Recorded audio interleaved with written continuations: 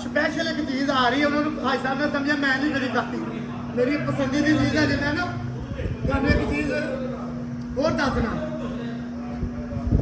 ਜਦੋਂ ਲੋ ਜੀ ਭਾਈ ਸਾਹਿਬ ਮੈਂ ਚੱਕਣਾ, ਮੈਂ ਤੁਹਾਨੂੰ ਇਹਦੇ ਬਾਰੇ ਦੱਸਣ ਲੱਗਾ। ਜਦੋਂ ਮੈਂ ਐਂਟਰੀ ਲਈ ਹੈ ਨਾ, ਯਕੀਨ ਕਰਨਾ, ਇੱਥੋਂ ਮੰਗੋ। ਮੈਂ ਹਰ ਬੰਦੇ ਨੂੰ ਕਹਿੰਦਾ ਕਿੱਥੋਂ ਮੰਗੋ ਯਾਰ, ਦਿਲੋਂ ਮੰਗੋ, ਦਿਲੋਂ ਮੰਗੋ, ਸਭ ਕੁਝ ਮਿਲਦਾ। ਅੱਲਾ ਦੇ ਫਜ਼ਲ ਤੇ ਅੱਲਾ ਦਾ ਸ਼ੁਕਰ ਮਿਲਦਾ।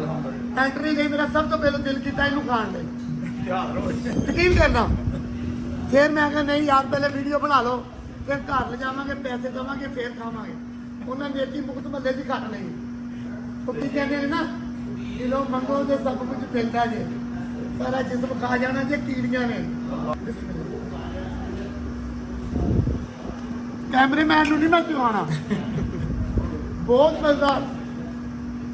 ਇਹਨਾਂ ਦਾ ਪਿਆਰ ਸਭ ਤੋਂ ਜ਼ਿਆਦਾ ਮਜ਼ੇਦਾਰ। ਇਹਨਾਂ ਗੱਲਾਂ ਵਿੱਚ ਅਸੀਂ ਜੂਸ ਨਾ ਭੁੱਲ ਜਾਈਏ, ਜੂਸ ਲਿਆਈਏ। ਬੇਹਤਰੀਨ ਜੂਸ ਬਣਾਓ ਅੱਜ ਦਾ ਕਲਿੱਪ ਲੈ ਲਓ ਉਹਦਾ।